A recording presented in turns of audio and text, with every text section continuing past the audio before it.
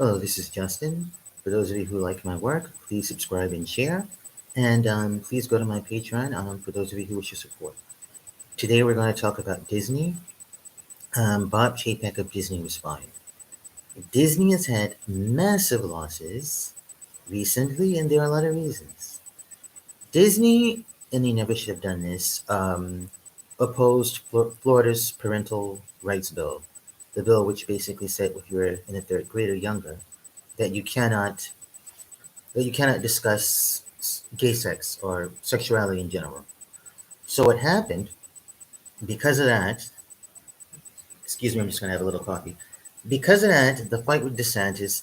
DeSantis is a governor of Florida. He won the fight. He stripped Disney of their tax exempt status. So Disney ended up now they have to pay a lot of taxes in Florida, and this caused them to lose a lot of goodwill with the public. So shareholders didn't like that, but Disney had other major problems too. The parks division had issues with pricing, and so because of the issues with pricing, a lot of people have not been going to the parks division. It's been another loss. Another major issue for Disney is what they've been doing with cartoons. There apparently has been excessive LGBTQ content in the cartoon division, and a lot of parents feel really, really uncomfortable with it, especially with the transgender ideology that's being put in schools. Parents feel that Disney has a political agenda to basically turn their kids into LGBTQ activists, which Disney, bounding into comics, wrote an article about how Disney Plus has given money to Gilson, an organization which is an LGBTQ lobbying organization, and they definitely have done drag queen shows and put them in schools. So Disney is directly linked to supporting things that the public just doesn't like, and that's cost Disney quite a bit of money, and that got Bob Chapek fired.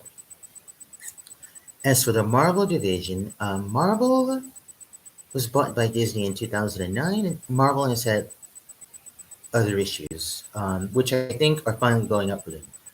Marvel was created, I guess it started as Timely Comics in 1939. But in the 60s, it became the Marvel Comics that we know, and that's when X Men, Avengers, and Fantastic Four were created. In those days, superhero teams, their idea of diversity was a token woman.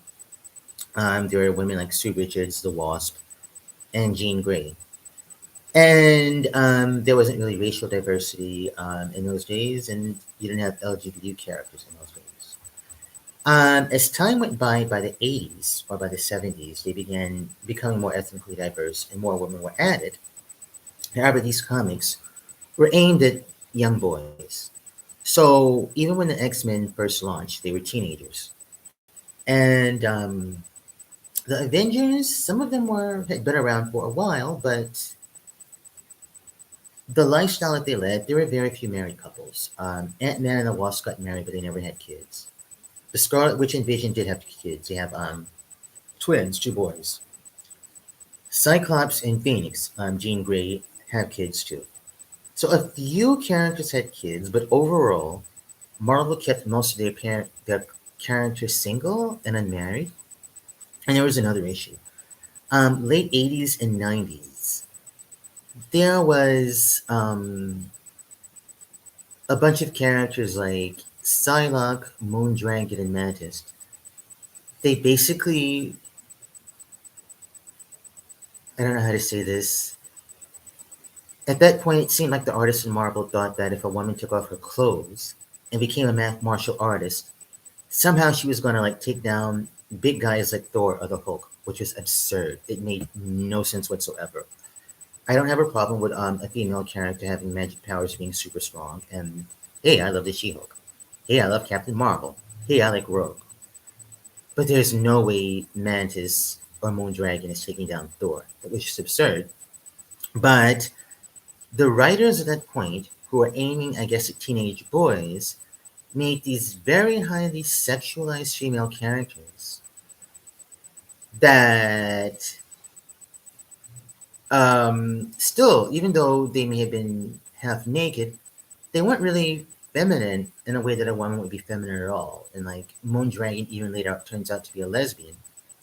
And what really happens is that when you had the woke agenda, when a few years ago, a lot of arts organizations said, okay, there's a shortage of women and let's say the industry, and by the industry I mean film, television, comics, there's a lot of shortage of women behind the scenes. These organizations were gender ideology organizations. They push people living as women pretty hard, as in like transgenders and non-binaries. So a lot of that got into comics and into film and into Hollywood.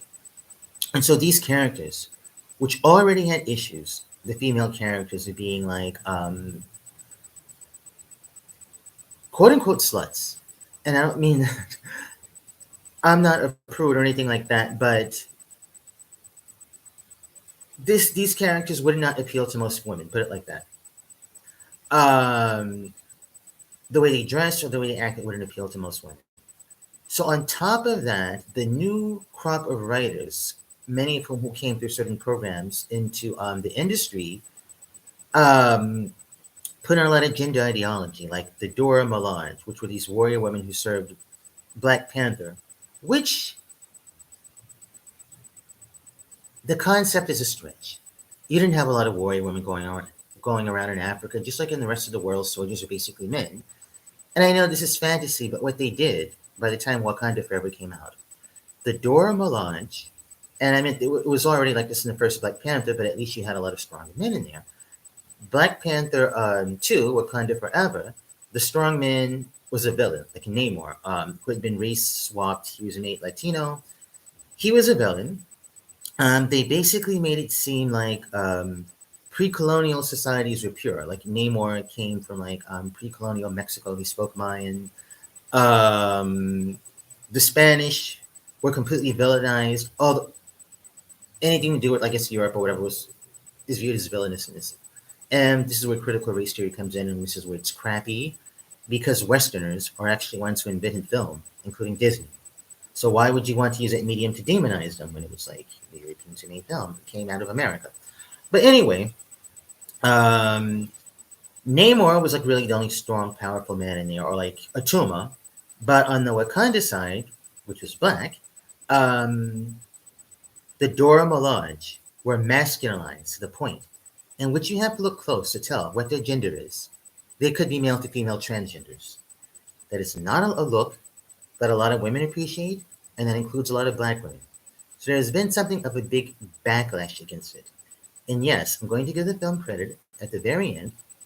It turns out T'Challa has a son, but who sadly is being raised by his mother as a single. She's doing this as a single mom because I mean T'Challa was killed off and they didn't recast him, and they didn't want to have another male Black Panther. They immediately gave it to Shuri. I feel that Shuri hadn't really earned being a Black Panther yet. I think it would have been better to bring Killmonger back and have Michael B. Jordan play Killmonger again. Yeah, to play the Black Panther again. But whatever, he was in the movie. Shuri is a Black Panther now, but I mean, it feels like they were just saying, we want to show how progressive we are. We're going to have immediately have a female Black Panther right away, and then we're going to cast Michaela Cohen. I don't know if she's in Wakanda Forever or in Ironheart, but they're going to. But she's Adora Milaje, who is an obvious LGBTQ. Although all of them could pass for LGBTQs, and it's hard to tell what sex they are. I'm being honest. So when you produce characters, when it's hard to even tell what sex they are not going to be popular with fans at all. Some of Marvel's historical issues were like perpetually keeping people as like college students, not having stable relationships, not wanting for people to have kids or things like that. The woke activists took this to an all new level that really turns off the public in general, thus Disney's big losses. Like James Cameron, who is obviously a well known director in Hollywood, basically said that even the older characters like Tony Stark acted like they were in college. You know, why not have more characters in the MCU who are married and have children? And they did this a little bit with the Scarlet Witch and Vision and WandaVision. Yes, Wanda has two kids, and you know how that ended out. And I'm pretty sure in Multiverse of Madness, she's trying to get her kids back, so to speak, by going to another universe and stealing them from another Wanda, which is a whole other crazy issue. But in some form or manner, they'll give the Scarlet Witch her children back. Um, and in the comics, Psylocke, Kanan, the current Psylocke, she has a daughter who died, and she has a boyfriend now, Grey Crow. Maybe they'll bring her daughter back. But I think that Marvel is slowly realizing you can't keep these characters, number one, living like college students forever. They have to be put in more mature roles. The Krakoa era in X Men has done a good job of that. And yes, you do have to have more of these characters get married and have children to get rid of it seeming like you're trying to say, like you're pushing a crazy LGBTQ or anti family agenda. Like Disney really made it some money by being a family oriented company. So if you really made your money being a family oriented company, you really do want to remain true to your roots and show family entertainment. And that includes having parents and having characters that are parents and having children. I will say at the very end of Thor, despite its problems, Thor 4, Love and Thunder, he adopted Gore's daughter. So Thor does become a parent. Um, Chris, the actor who plays Thor, I don't know why I forget his name, it's late at the moment. Hemsworth. Chris Hemsworth has said that Thor 5 will be the last time that he does Thor. But I mean, a character like Thor, for example, who is thousands of years old, at that point, children, he should have great, great, great, great, great grandchildren. And I know you can't show a whole family tree, but Thor should in Norse myth he had children with Sif. He had a son named Magni. He had other children, and I think both Marvel comics and the films should have showed Thor with his son and with his own children. I mean, there's no reason why he, who's thousands of years old, should be written as a perpetual single dude and perpetual bachelor. I meant, what, in 5,000 years he has been having sex? I guess you could say that he used birth control, but in 5,000 years, no kids. Sounds really, really ridiculous. It does. Um, so yeah, I think that definitely diversity, and I'm not talking about some sort of communist ideology that wants to restore America. People of all races do go to the movie theaters. It is nice to see good movie characters in films that have people from different backgrounds, provided they're good. No one is going to spend money to see a film just because the characters are black or female or LGBTQ or Latino, whatever. People want to see good quality entertainment. So while it is important, like the first Black Panther did pretty well, but for example, Captain Marvel was panned, the first film, even though it was at the box office. Captain Marvel just was not really shown as a good character.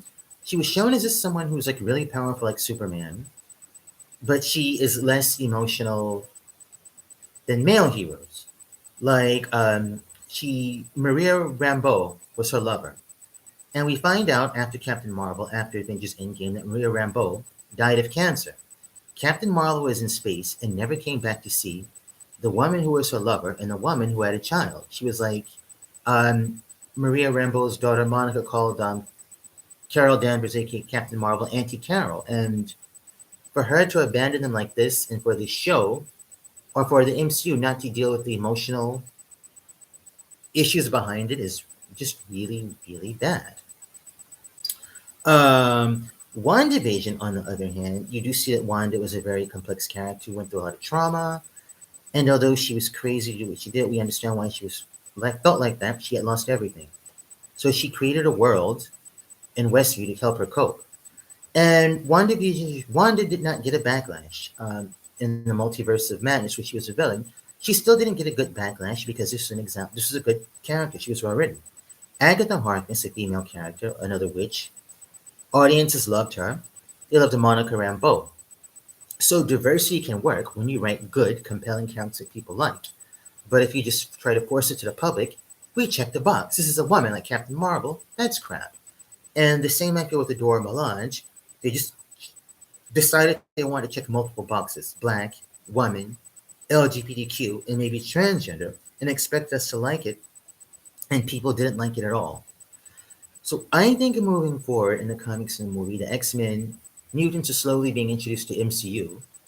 I think Marvel would should consider doing things like Storm. She's a powerful warrior woman, but some of the way that she's written in comics might not translate to overall female audiences at all. So frankly, I think what's going to happen in the comics, Storm has been married to Black Panther. They've been on and off. At some point, she's going to get pregnant and become a mother to feminize her. I mean, Jean Grey, Phoenix, already has kids. She's already married. Um, Captain Britain, Brian Braddock, he's married to Megan. They already have a daughter. I think his wife is pregnant again, so it's two kids. So there are characters in Marvel. Mr. Fantastic and Invisible Woman are married and have two kids that already have the family feel to them. Um, More is going to happen. Even Wolverine, although he is not married and although he's like the rough and tough single guy, Wolverine has children. He has Dakin, he has X-23, who also calls herself Wolverine, and there are other Wolverines that he is the father of, or they're clones of his children, but he actually has a big family, which shows another dimension to Logan, that he's a father and that he has a family and that he cares for his children. And that actually does do good things for him. And it's something they might consider doing to Spider Man instead of letting Peter Parker be stuck perpetually in college. Why not let him get married, have kids? Shoot, why I would not. I don't like seeing Tobey Maguire or Andrew Garfield play old Peter Parker. And Spider Man is a title. In the comics, they have what's his name is Miles Martinez. He's like an Afro Latino. He's an Afro Latino Spider Man. So Peter Parker could be married and with his kids, and Miles could share the title of Spider Man because Peter Parker is sometimes busy with his family, and they share superhero duties. Why not do things like that and let characters actually grow older and let new characters rise up, as opposed to trapping characters in the same stories in the same age range forever? Because the nice thing about these characters being super powered and mutants, they age slowly, so you don't have to have them die of old age or just because an actor ages out. But at the same point, you don't have to keep them 20 years old forever. And even if you want to keep them looking young, like the mutants, because of Krakoa, are basically immortal now. But even if they can be young and beautiful forever, doesn't mean that they have to have like 20-year-olds. They can be married, they can have children, they can move on to other things. And I think that would really solve a lot of Disney's public image problems if they fix Marvel character and Marvel comics, and if they truly make Marvel comics in the Marvel Cinematic Universe truly family friendly by letting characters mature and get married and have children, and stop trying to pretend that this is the 80s in which Marvel Comics was just like for 10-year-old boys. You can't sustain billion-dollar movie franchises of 10-year-old boys. This is a very different time and a very different era. Nor can you sustain multi-billion film franchises off LGBTQ activists that control a lot of arts programs. That's an epic fail right there. All right, for everyone who liked this, please leave your comments. I would love to get your feedback, and please subscribe and share, and support me on Patreon. Have a good day. Goodbye.